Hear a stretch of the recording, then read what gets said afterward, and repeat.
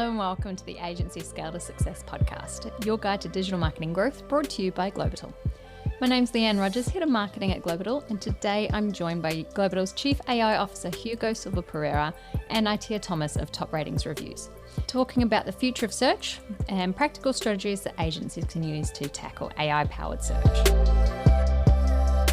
It hit me how AI tools are doing the exact same thing by the exact same reasons, which is impersonating a user, going through reviews and seeing if this information is like hearing from a restaurant from you, Leanne, and then going into Google and check the reviews and the ratings. Running a digital agency can be tough without the right support in place. At Globital, we're committed to helping digital agencies scale with tailored resources, personable support, and proactive advice. For many agencies, the barrier to scaling lies in their capacity and not having enough time or resources to be able to grow further. As an exclusively white label resource partner, Globital can take the stress and pressure off your agency with high quality digital marketing service fulfillment ready for you to deliver to your clients. Book an obligation-free call with us today and see if it's the right fit for your agency. The link's in the show notes. Welcome everybody. Joining me today is our very own AI officer, Hugo Silva Pereira. Again, Hugo has been a driving force behind all of our AI development at Globital, so really love having his input here with us. And also today we have Itiah Thomas, who's the founder and CEO of Top Ratings Reviews, a review platform making it easier for businesses to generate, manage, market, and analyze their reviews. So welcome, Hugo and Itiah. It's great to chat with you both. Good to be here. Just to quickly recap, since we are continuing on from GEO, briefly, Hugo, can you give us a bit of an overview? What is GEO and what's happening with search? Absolutely. So I think we can all recognize, and maybe this is where we should kick it off. We can all recognize that search engines has been a concept that has evolved in a way that it hasn't in quite a few years. So for a lot of time, we got used to the fact that SEO was all about Google and in some cases Bing. So we all know that Google is like 85 or 90% of the market share. And then Bing was this smaller player, depending on the market, obviously. But we got kind of used to search engines being these two big blocks. And whatever we were doing in terms of SEO or content optimization was specifically for these two formats. And if you were doing it the Google way, you were kind of doing it all at once. So what happens is with the advent of search engines such as large language models or that use natural process language, basically the entire industry started wondering exactly how can we manage information on ChatGPT, for instance? So how can we adapt SEO for Gemini or for large language models or for any AI tool that is out there right now? Do we play along with the same playbook that we were doing with Google? Is that enough, or do we need to change a few things? So basically what GEO is Generative Engine Optimisation, which is pretty much an evolution of SEO, but it does focus on large language models in specific. Now, we aren't exactly breaking the industry and coming up with something that is 100% new. We are, once again, very much like the SEO way, we are evolving SEO. So if you work in SEO, you're very used to the fact that every now and then with a Google update, Google sets a few new instructions or guidelines for enhancing your SEO strategy. And it is doing the exact same thing now for AI engines oriented. And in a way, what we are talking about here is how can we make your content more accessible and make sure that users find your business or whatever you're trying to promote or the information that you're trying to promote on large language models. So that is what GEO is essentially. And it's, if you want to put it like that, it is an evolution of SEO. Now, it's not as mature as SEO, and this is very important to make clear. So if you work in AI, you are used to the fact that you're riding the wave. So, you kind of play along as things evolve. And we kind of need to make that very clear. But at the same time, it is very important to prepare our companies and prepare our clients for the fact that there is a new technology out here in the market, that it kind of has its own rules. So what we're trying to do with the GEO service, for instance, here at Globital, is precisely adapting our customers and our agencies and preparing them for this incoming wave, and try to fetch as much information as we can as possible, and establish it as a service for our partners at this moment. Yeah, it definitely keeps changing and evolving, and we're always learning new things, aren't we? So last time we touched briefly on the LLM TXT extension files and how they factor into reframing site generative search. So I just want to do a bit of a practical session today, and can we just explain a little bit about what that is? So what the LLM TXT files are and why that's so important. This is why I'm kind of excited for today's session. It's more of a hands-on kind of strategy. So when we talk about AI or SEO, it's very common that you have this more of a high level, very much resembling to our last session where we're talking about the concept of GEO and not exactly putting our hands on the subject. So what I brought to this session today was precisely a new trend that is emerging, and we are very confident that it will become a standard, an industry standard very soon, which is the LLMs.txt file extension. So basically, to put this in a very simple manner, this, for all of those that are used to SEO, this resembles the robots.txt file extension that we are used to use for SEO purposes. So it is about having a file on your website where you enable large language models to crawl through your website's information in a more easy manner, in a more organized manner. We need to take advantage of the fact that these new large language models or search engines, AI-powered search engines, have this natural language processing capabilities. So they want more contextual information on your website and not so much the robots.txt file extension. So basically, there are two main possibilities. The first one would be an LLM's TXT file extension, which would be kind of this more general, shorter version of this file I'm presenting. Okay, and then this is the detailed version with the entire sitemap. So basically, what we're doing here is we're generating a sitemap, but we are removing any kind of noise that is HTML related, or that doesn't really concern the large language model. So what this does is, by having this file on your website, it allows large language models to go through your website's information without spending as much tokens as normally it would require. So by bringing down the number of tokens that large language models would consume to access your website's information, and we need to consider here that large language models do this at a large scale, so kind of every token counts.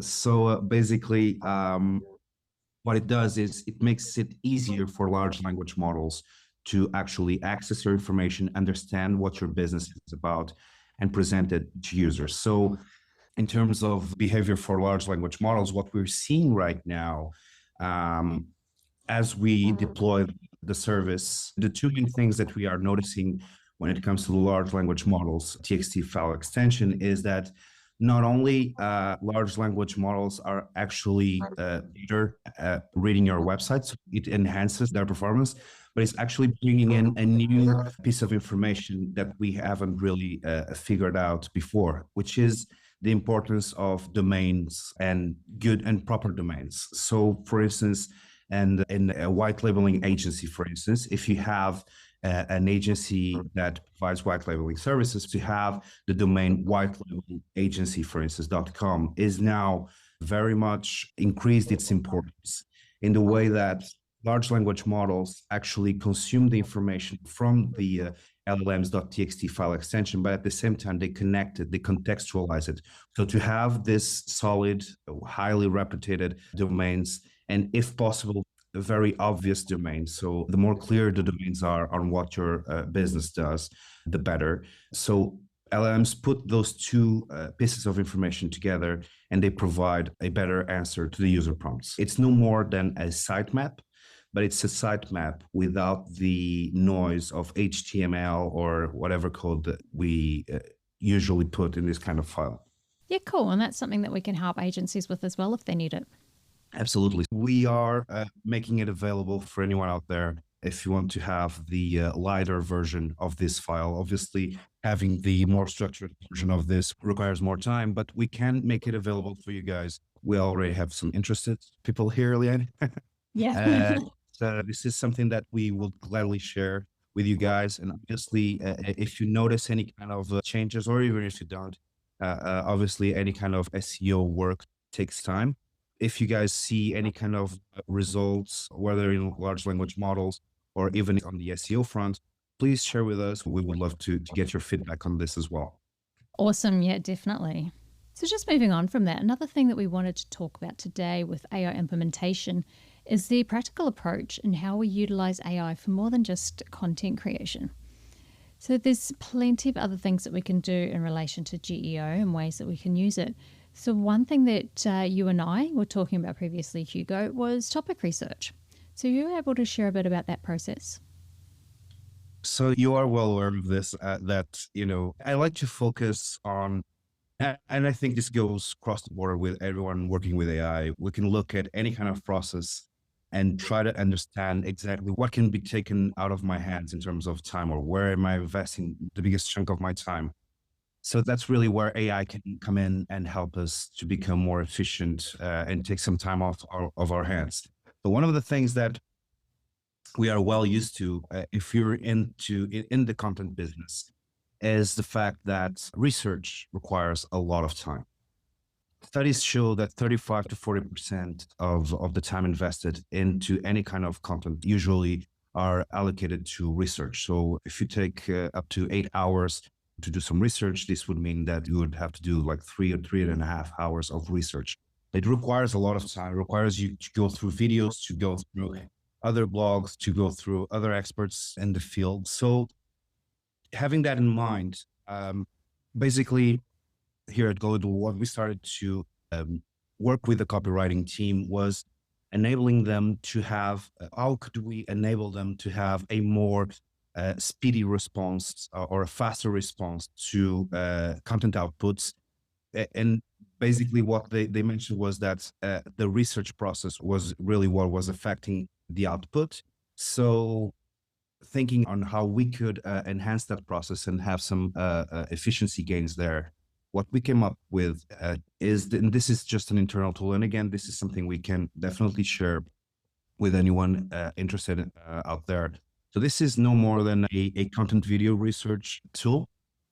So if usually copywriters use a lot of YouTube, and video is definitely a great tool for us to do research, but it does take us a lot of time to go through all of those videos as well. We created a GPT here that basically allows you to get some content angles on any kind of content out there. What we're doing here right now is we're generating a transcript for the video, and we simply now have to paste it here. So what we will be getting from this GPT is a few takeaways or content angles that we could use based on this video. So right away, the copywriter can actually understand if this video is of interest for them, or even if you've watched a video and you're not sure on what angle you should pursue content-wise, then basically just copy and paste the script to this tool, and it will give you 3 or 4 key takeaways that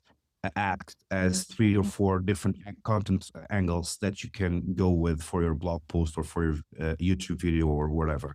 So basically what this does is you can bulk analyze videos on a faster way. You don't need to go through the entire 10 minutes or 5 minutes for each video before you decide if that's a proper video or a useful video for your research or not.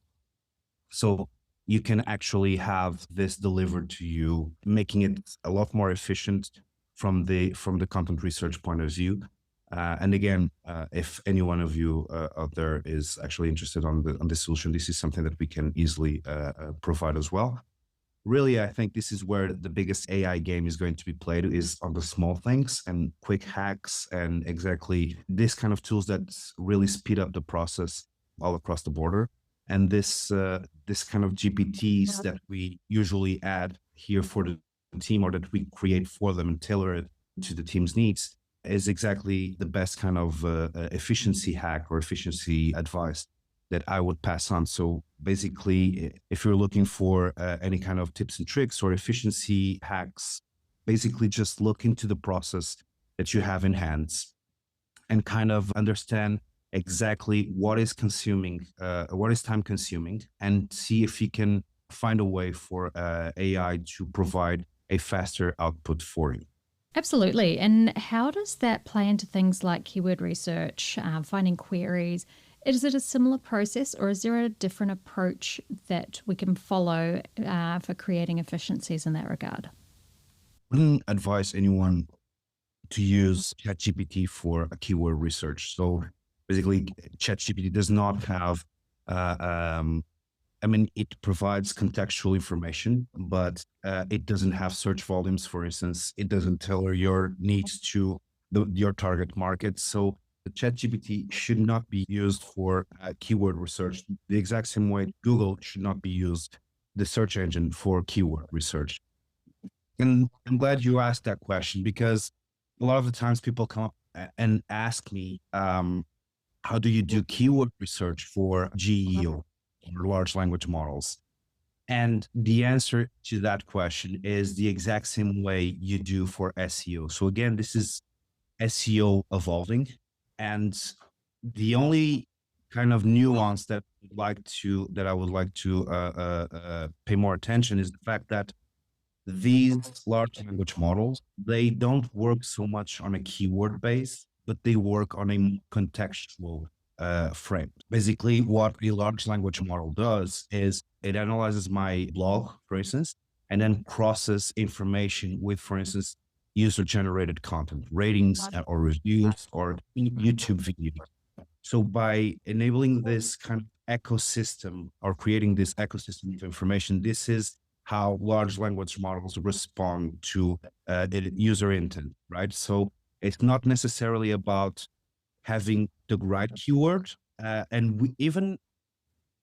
seems to be a lot of confusion around prompt management or prompt engineering these days. People kind of think that prompts came to replace keywords, and that's not exactly what it is, because for keywords, you can actually search the volume. There's plenty of data for keywords out there in the market, but the way that you find the right product or the right service for you, it really depends on how you prompt it.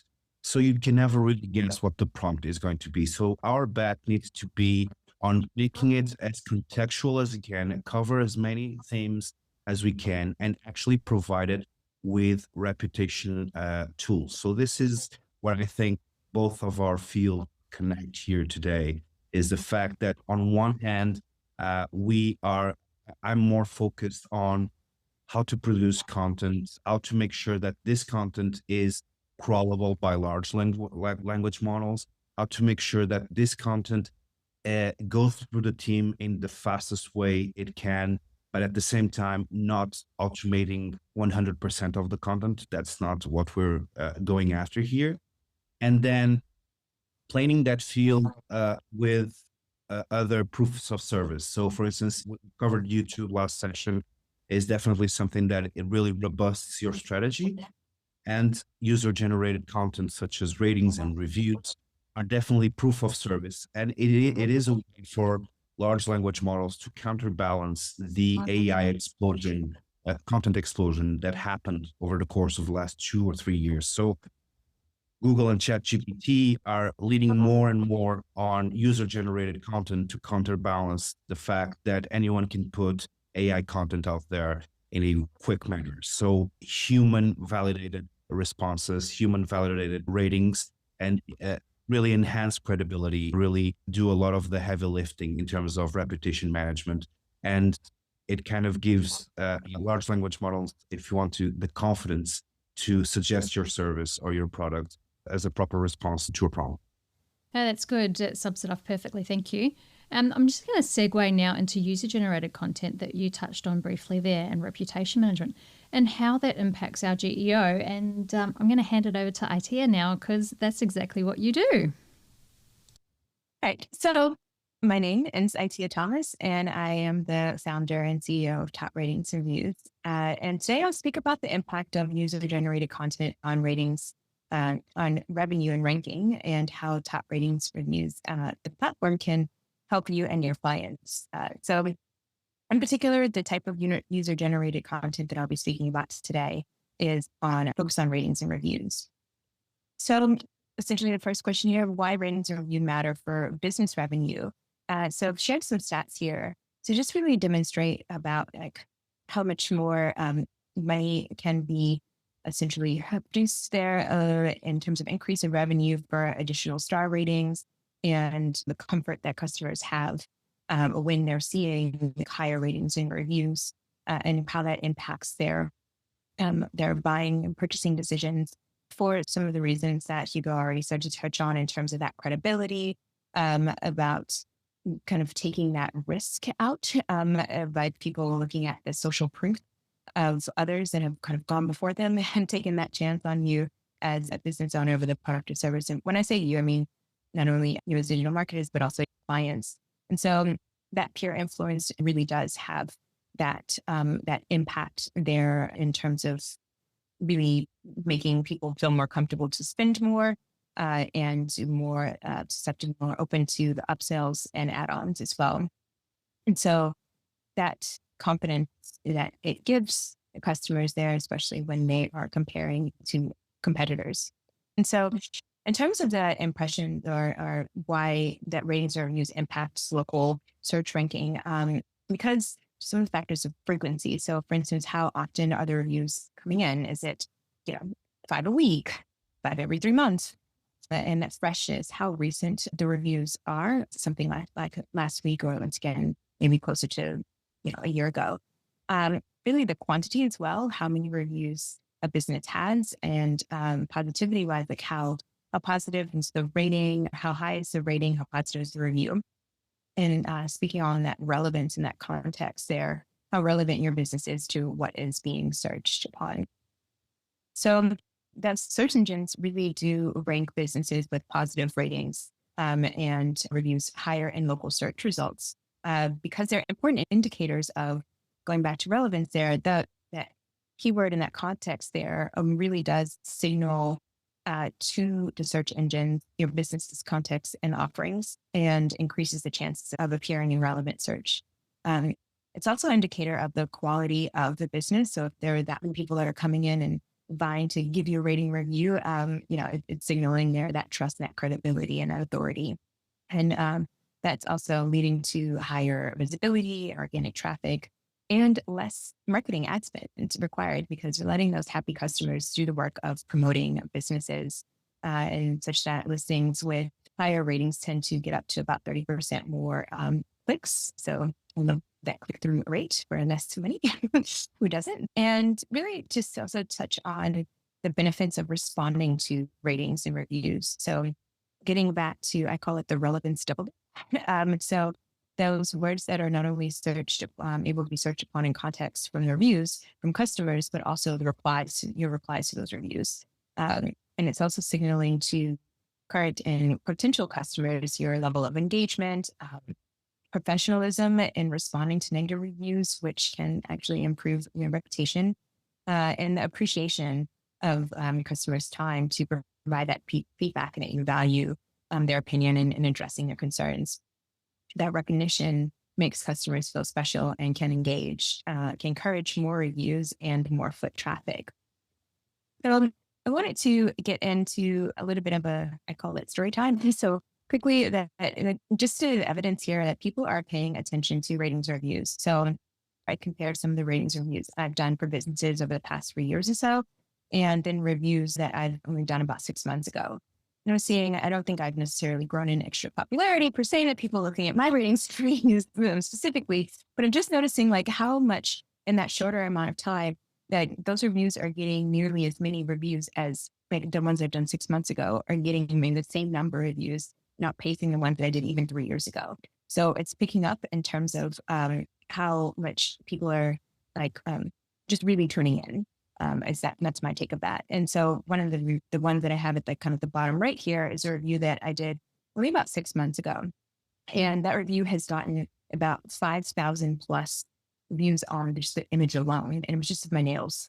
Like, and saying that, hey, look how good they are still at 10 days later. And so Google's emailing me saying, hey, have like 1,000 plus people have looked at it. And you're really helping folks, make some decisions here and finding the services that are relevant to them. And so we're seeing Google is encouraging to contribute more and gamifying the experience for reviewers with points and levels, and such to the point that reviews from reviewers that are at higher levels are given more weight because they are seen as expert local guides. So that is, I think I'm like 5 whatever reviews away for being someone that you're going to want to have like reviewing your business there. So you and your clients can capture and leverage ratings reviews with the help of my platform, Top Ratings Reviews. So we make it easier for business owners to improve their online reputation and win more customers with one platform to collect, manage, market, and analyze ratings and reviews. So I'm just going to pop on over and do a quick demo of some of the features here and kind of explain the benefit that they do provide here. So the first is that able to integrate with 40 plus or so rating review platforms, and also there's a built-in video testimonial feature as well. So it just kind of makes it a gathering and aggregator, essentially. So this is one, I'm just kind of using a demo product, a demo client that we have here for Starbucks. So the Facebooks and the Googles as well are like your standard, but there's things like TripAdvisor and Trustpilot and Amazon. So things that are relevant for big industry as well, Google Shopping, Capterra. So really kind of popular platforms to be on, and ones are being added as well. So it equals the ability to have the relevance, authority, and visibility across many platforms where customers are, which is also great for that generative search. So there's essentially offering this one platform to manage and see all of these reviews coming together. On the reviews tab, this is where kind of that funnel, that feed of those various platforms that would have been integrated is coming into. And so, for instance, we're able to see Google and Facebook are coming through. It also has the ability here to, right now we're just looking at New York location, but there are several locations, for instance, that would be connected here. And so it can see reviews by just that one location of New York, or toggle on and see all locations coming through in one feed. The ability to go ahead and say, look, I just want to see ones with negative sentiment, so I can address those first, for instance. And being able to filter between reviews that are from either one of those platforms, or reviews that have come in privately, or video testimonials as well. Whether or not we've answered, and a date range as well. Okay. So it's also, not only is it one place to see, but it's one place to be able to reply from. And so instead of having to go into several different platforms and log in, a review can be replied to directly here. There's either a custom reply. So if you have kind of the templated way that you typically reply, that can be saved here as well, or using AI to reply. It's kind of defaulted to normal answer, but it can be changed to being kind of a long or short answer as well. And just kind of let AI do its thing, and can some emojis as well. When it's done here, you can press send, and that would actually go directly to and be posted on Google without having to log in separately there. So it also enables to be able to share directly into social media as well. We also have the ability to go ahead and actually send out those ratings and the requests for a review. So requests can be sent out via several ways: SMS, email, WhatsApp, QR code, and also provide NFC cards that people can tap against as well. So these multiple ways to reach out to customers to request reviews, and there's multiple ways for them to then choose their preferred method as well. So it doesn't require needing to have like a separate contacts here as well as CRM. So one way to be able to send out kind of in mass messages here through uploading a CSV and with the name and the email address, and or you can add them one by one. But it also gives a space here to kind of say what variables you like to have in the message itself, and it shows a preview over here with the templates that can be saved, and the ability to turn on triggers, 3 days and 7-day reminders, because we're all busy and so are the customers, right? And so it makes it easier to have that automatically come out without having to remember like who did what, because it just tracks who's opened the link or not. And that message can be customized for 3 days or 7 days or the initial one that was sent out.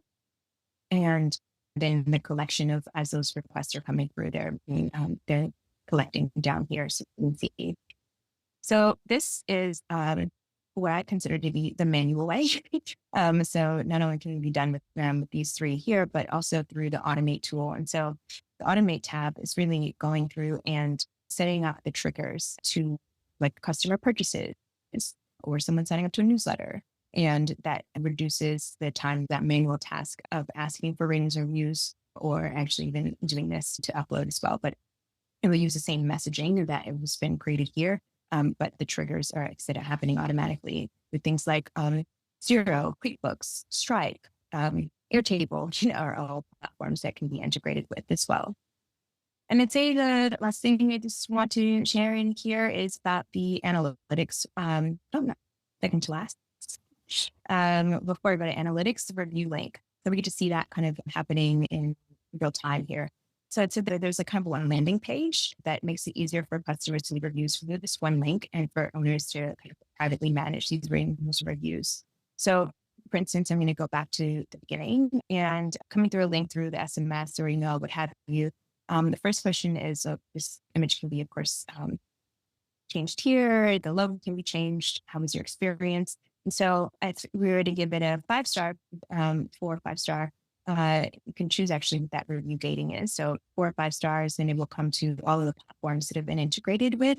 And for instance, if they were to go to Facebook, where would it go here? And it would actually be brought directly to the Facebook profile. So it saves time for your customers trying to scrounge around, figure out which link, which place to kind of go to and search around and get distracted and scroll and do something else on Facebook and never make it to your page anyway. And so it's already bringing you directly on the reviews tab there. It also increases that potential that they can leave multiple reviews across multiple platforms because they're kind of already here. And so if they were to go to Google, once again, they're landing on a Google page, not only the Google page, but actually it's opening up directly to the reviews portion of it as well. And they can go ahead and continue leaving their reviews there. So actually, Starbucks, they ask a lot of questions. It's not just 5 stars. It's like, how was our service? Did you like our drink? How was the atmosphere? Like, they give you a lot of things to rate upon. So they don't make it easy to get in and out, just like being in their stores. So, and this is what I mean by all the extra questions that they asked as well. I think another feature that's really cool here as well is that you can set your threshold ratings under which, if the ratings are not up to par, so in this instance, I think set it for 3 and below. So if we give it a 3, then that review that it's coming privately, coming to the owner privately first. So it's kind of giving that kind of initial pause here of just like, hey, like, we want you to be happy. That's your accounting information. Let's, get in touch with you directly. It doesn't stop people who are like super irate, because people are people and going forth and doing so, but it does give you that like kind of that extra thing here to try to capture them and say like, look, we care. So you can manage it before it gets to a public thing here. And so then that last thing here is just the analytics tab. And so that tab is over time frames here that can be selected upon. It shows you how your reviews are growing, how many invites have been sent, how many codes, how many people are visiting your QR code, and how many have been gained over that time. So, and my parting words here is just, and that's kind of a recap of everything here. High level case studies here is that we've been able to help multiple companies go from maybe 2 digits to about 3-digit ratings, largely used from that automation to be able to send out those requests and those follow-ups as well. And I've seen an increase on Google, like the traffic that's come through to their Google profile and the interactions there. And we've even had someone like Jenny, who's gone from no reviews to 5-star reviews within 3 weeks. So she went from like not having a good Google business profile at all. We helped her set it up, and it's doing that for someone who's growing their business at marketplaces. And so that is it. But essentially, here is a 30-day free trial, the QR code to the platform, and also there's affiliate programming as well. So you get 15% commission, and even your referrals get a discount on plans as well. So that's it for me. Yeah, the affiliate star system you've got be really great for agencies managing their clients' accounts and being able to put them all under one affiliate account. And one of the things you mentioned there is actually getting the reviews in the first place. So what you have set up with Top Ratings Reviews and that automated system of sending those out, getting those to all your clients, all your customers' clients, and actually capturing those reviews, that's most of the battle. And then being on top of them and not having to go into those multiple platforms there. Because the worst thing you do is just lose the visibility of reputation. Definitely. And I know, Hugo, you touched on it before, but that credibility that reviews bring to your clients' projects and accounts, that's the thing that really helps with search in general, isn't it? Yeah, I was just thinking that it's interesting. I don't go out for dinner without checking the reviews on the place I'm about to go. That for me, restaurants in particular, I've started doing this and I hadn't even realized how embedded this behavior became for me, just checking the place before I go somewhere. So it hit me during the presentation exactly how actually AI tools are doing the exact same thing by the exact same reasons, which is basically what AI tools are doing at this moment is impersonating a user and going through reviews and seeing if this information is like hearing from a restaurant from you, Leanne, and then going into Google and check the reviews and the ratings. So this is exactly what large language models are doing. But the reason they're doing it, this is what I've mentioned early on. The reason they're doing it is because there has been a content explosion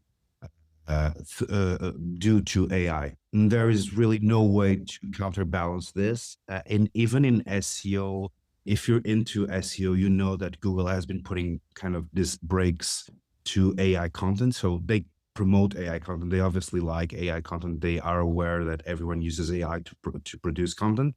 What they are against is the fact that you can simply just ask ChatGPT for a blog post and then just put it up. That doesn't really add value to the entire ecosystem. So it's like hearing a review that was given to you by someone that you really don't know, and then going to cross that with other people's experiences to enhance the credibility of your blog posts, for instance. So basically what large language models are doing is just checking visibility in a bulk manner, or they are using ratings and reviews to have this human proof of service or this human credibility stance where they can actually understand. There's no fooling reviews or rating systems, especially not at a bulk level, the amount of work that would require, and it would be easily spottable for us. Because one thing I also learned to spot is services or business owners that actually fake reviews. I don't know if you came across that phenomenon. Maybe Itiah, you have. So you can easily spot fake reviews on a platform as well, but they're usually in a very small number. So there's really no way, for instance, for Starbucks New York to fake customer reviews or fake customer ratings. So that's exactly what Google or OpenAI lean towards on the moment of finding out if your products or your services actually exists, or if it's actually as good as you say it is on your website. So they let users do the work for them. And I think this is the best part of user-generated content, is letting users, it's a layered version of word of mouth. So it's letting users actually do the work for you. And I think this is definitely something we need to take a moment here and understand that user-generated content has been mentioned and has been brought up on the SEO front a lot of times. People obviously understand and acknowledge the importance of user-generated content, specifically reviews and ratings. But it is now coming to a moment due to the AI content explosion where it's actually becoming vital to have these kind of platforms and to have this kind of human validation for large language models. If doing it for the users wasn't enough for you, then definitely do it for the large language models. Absolutely. Awesome. All right. Thank you so much, Hugo and Itiah, for jumping in and going into more detail about what we can actually do to start implementing GEO for our agency, for our clients, and getting the ball rolling on things like our reviews and reputation management, as well as how the industry is evolving and changing with GEO and AI search. So I've added a couple of links into the show notes. So the first one there is for top ratings reviews. If you want to check that out, Itiah is kindly giving everyone 30 days free to trial that, as well as the affiliate links there, so you can become an affiliate, as we mentioned before. So thank you, Itiah. We really appreciate that for our listeners. And I've also dropped a couple of other links in there. So one is for our GEO consult. If you want to have a chat with our team about white label GEO for your agency and your clients, feel free to book a call and do that. I'll give you more information and go into more detail. We also mentioned earlier that we are happy to provide a copy of an LLM TXT file, the light version that you can use, and also have a GEO ebook with strategies on how to implement GEO into your agency that you are welcome to download for free. All the info there and knowledge to arm yourself for AI search as it keeps progressing. We will keep updating you with more info as we find it and as we know. But thank you both so much, Itiah, and thank you again, Hugo, for joining me today. It's been really great to chat to you both, and thank you so much for your insights. That's it for today's episode. If you'd like to chat with us at Globital for an obligation-free discovery session, a GEO consultation, or connect with Itiah and her team at Top Ratings Reviews, see the show notes for more details. If you enjoyed the episode, don't forget to subscribe and leave a review so it makes it easier for others to find us too. Until next time.